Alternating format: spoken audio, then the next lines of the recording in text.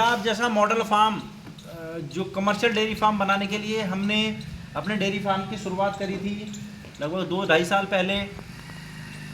हम आज कहाँ पहुँचे हैं। बहुत से लोग हमसे नया डेयरी फार्म शुरू करने के लिए संपर्क में हैं। रोज़ 4-5 लोग या तो फ़ोन पे कंसल्ट करते हैं या हमारे पास आते हैं कि हमें नया डेयरी फार्म शुरू करना है। तो सब लोग हमसे पूछते कैसे करना है।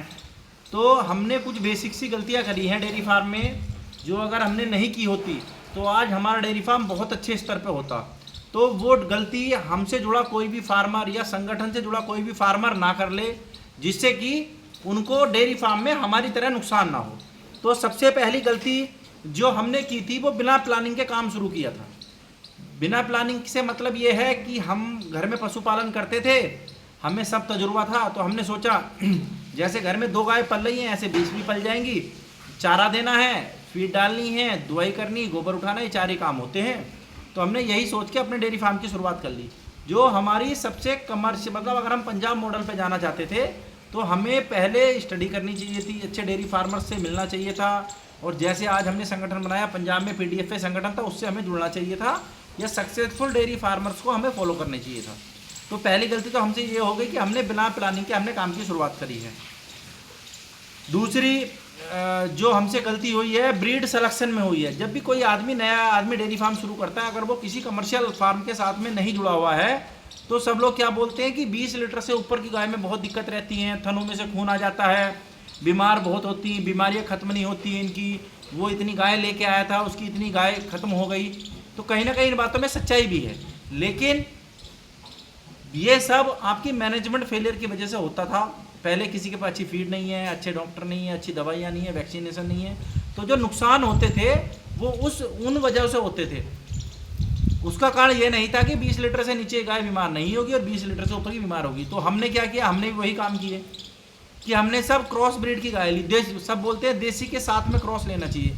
देसी के क्रॉस में हमने गाय तो ले ली, अब उनमें क्या हुआ कि उनमें बीमारियाँ तो कम आई अपेक्षाकृत। मैं ये नहीं कहूँगा कि HF में आती है नहीं आती है, वैसे तो नहीं आती है, अब हमारे पास तो कोई बीमारी नहीं है। लेकिन मिल्क प्रोडक्शन जैसे ही वो कंसीव हुई उनका मिल्क प्रोडक्शन लगभग ख़त्म हो गया। जो लोग क्रॉस की गाय रखते हैं साहिवाल के साथ या गिर के साथ या देसी के साथ जो भी क्रॉस रखते हैं उनको पता होगा AI होने के बाद, कन्फर्म होने के बाद तो दूध बिल्कुल ख़त्म हो जाता है। तो बीमारियों से इतना नुकसान हमें नहीं होता, लेकिन जो नुकसान 6-7 महीने अपनी गाय को ड्राई फेस में खिलाया है वो बहुत बड़ा नुकसान हो गया। तो सबसे पहला नुकसान हुआ हमें गाय सिलेक्शन में, हमने देसी के साथ गाय क्रॉस में ले ली। कमर्शियल फार्मिंग में HF और जर्सी के साथ हमें क्रॉस में लेनी चाहिए थी। जैसी गाय हमारे पास अब है जो 6 से 7 महीने तक बढ़िया दूध देती है प्रेग्नेंट होने के बाद, मतलब आप अपने आप उनको ट्राई करेंगे। तो पहली प्लानिंग में हमारी गाय में दिक्कत हो गई। दूसरी प्लानिंग ये हो गई कि हम जिन लोगों से भी सलाह लेते हैं, अब उनको तो हम गलत या सही नहीं बोलते थे, जो हमारे आसपास के लोग थे, कि बछिया पालने में 1 लाख रुपए लगते हैं, आप सभी को पता है। और 2 साल पहले जब हमने अपनी फार्मिंग शुरू करी थी उस टाइम पे 50-60 हज़ार रुपये में गाय मिल जाती थी 15-17 लीटर की। तो सभी ने ये बोला कि आप बछिया पालने जा रहे हो, दिक्कत हो सकती है, 2 साल का रिस्क है, क्यों पाल रहे हो, 60 हज़ार में गाय मिल जाती है। हमें भी ये बात समझ में आ गई। मैं कहा क्या तो सही रहे और बच्चा 2 साल बाद दूध देगा और अब हाथ तो हाथ गाय मिल जाएगी, तो क्यों चक्कर में पड़ रहे हैं। जितने में एक बछिया तैयार होगी इतने में 2 गाय तैयार हाथों हाथ मिल जाएंगी, और जब तक बछिया तैयार होगी वो अपने पैसे भी निकाल के हमें बचा के दे देगी। तो हमने अच्छा सीमन नहीं लगाया, हम तो गाय खरीदते रहे। ये हमारी दूसरी गलती थी, क्योंकि जानकारी नहीं थी। सारा काम जो हुआ जानकारी के अभाव में हुआ है। तीसरी गलती थी हमारी अच्छे सीमन का इस्तेमाल ही ना करना। हमने जो गाय हमारे पास भी थी, मतलब उसमें वही बात इंक्लूड हो गई कि अब अच्छा सीमन रखवाओगे, बच्चियाँ आएगी, 2 साल पाल लोगे, जब जाके वो दूध बनाएगी तो आप अच्छा सीमन, इतना महंगे सीमन क्यों लगा रहे हो। महंगे सीमन मिलते भी नहीं थे और आप मंगाते थे, दूर से डॉक्टर आते थे, बहुत महंगे मिलते थे। तो वही बात रही, हमने गाय ब्रीडिंग करना अच्छा नहीं समझा, हमने गाय खरीदना अच्छा समझा। तो ये हमारी तीसरी गलती थी डेयरी फार्म में। चौथी गलती थी हमारी, हमने दूध पे बहुत ध्यान दिया है कि दूध ज़्यादा होना चाहिए, दूध ज़्यादा होना चाहिए। अब हम क्या होता था कि फर्स्ट सेकंड जनरेशन का, थर्ड का, एनिमल हेल्थ का कोई मतलब नहीं था। जो गाय ज़्यादा दूध दे रही है सबका वही ट्रेंड रहता है कि दूध पे गाय खरीद रहे थे, हमने गाय खरीद ली। हालांकि हमारी कोई परचेज गलत नहीं हुई, लेकिन उसमें भी क्या रहा, कुछ गाय हमें निकालनी पड़ी क्योंकि वो 4-5वें ब्याज में थी, हमें पता नहीं था। तो हमने दूध पे ही फोकस रखा सारा, हमने ब्रीड पे बिल्कुल फोकस नहीं रखा। तो ये भी हमसे गलती हुई है। और एक फीड न्यूट्रिशन के मामले में भी एक गलती तो नहीं कह सकते, जानकारी का अभाव कह सकते हैं या अज्ञानता बोल सकते हैं कि हमने जो भी जहाँ से भी हमने फीड की बात करी, जो भी लोग हमारे पास आए, हमने सबसे ये बात करी कि ये दूध कितना बढ़ाएगी, जैसा अमूमन फील्ड में सब लोग कर रहे हैं। हमें ये पता नहीं था कि दूध बढ़ाने वाली फीड से आज तक किसी की डेयरी नहीं चली है। हेल्दी पशु रहेगा तो डेयरी चलेगी, ये बात हमें पता लगी है। तो उस टाइम पे हमारा ये टारगेट था कितना दूध बन जाएगा, कितने की फीड लगेगी, कितने का ये दूध बनाएंगी और कितनी फीड देनी है, सस्ती होनी चाहिए, दूध बढ़ना चाहिए। तो हम भी उसी रडार में थे। देखो ऐसा नहीं है कि हमने भी जब बिना जानकारी के काम शुरू किया तो कोई जानकारी नहीं थी, लेकिन हम बहुत जल्दी लाइन पे आ गए। हमें धीरे लाल बहादुर जी श्री अध्यक्ष जी जो है उनसे परिचय हुआ, बहुत सारे वो लोग पंजाब हमने 10-15 चक्कर लगा दिए।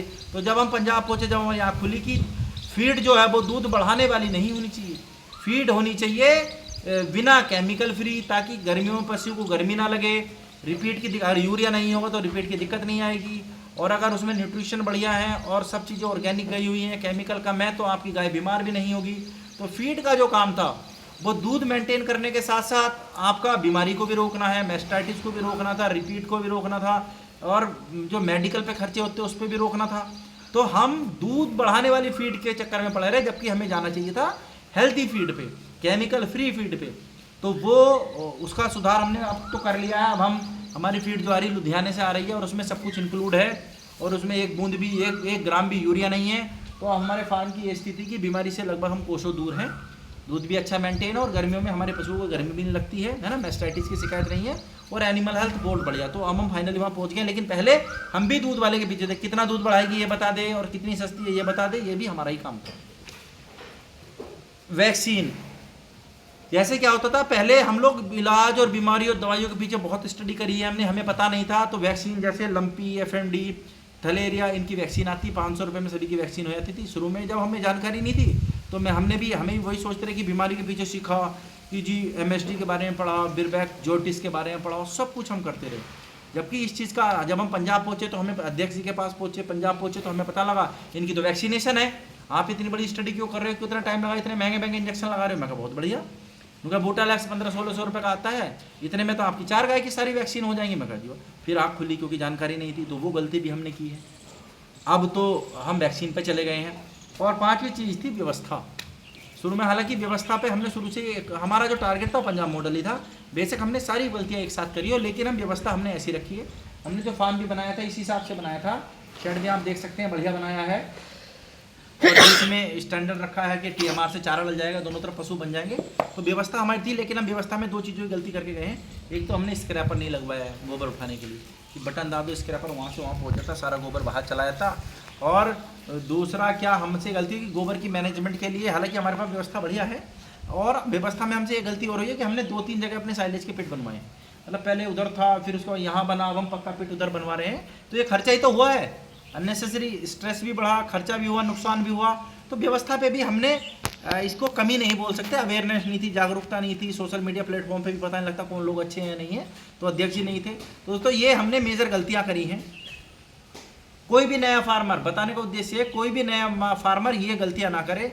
अब तो चलो बहुत अच्छा है कि उत्तर प्रदेश में किसान PDFA नाम से संगठन बन गया है, उसमें न्यूट्रिशन के स्पेशलिस्ट आपके साथ है, वैक्सीन वाले हैं, सीमन वाले हैं, अच्छे डेयरी फार्मर्स हैं, और तो श्री कालरा जी फीड वाले भी इंक्लूड हैं।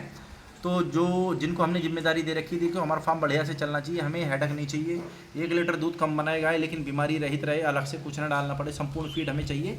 तो अब तो पूरी टीम तैयार हो गई है। तो कोई भी भाई काम शुरू करने से पहले जानकारी ले ले, हमारी तरह जो गलतियां हमने करी वो आप ना करें। आज जो हमारा फार्म इस अच्छी स्थिति में है, मैं कहूँगा कोई हमें नुकसान नहीं है, लेकिन हम इससे बहुत आगे हो सकते थे। जैसे हमें 2.5 साल लगभग हो गए हैं, तो हमारे पास अपनी ब्रीड का बच्चा आज होता, अपनी गाय होती, सब चीज़ें बहुत बढ़िया होती।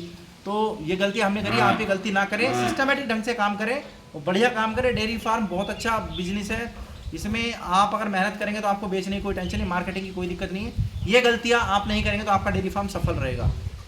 अच्छे से करें, व्यवस्था के साथ काम करें। धन्यवाद।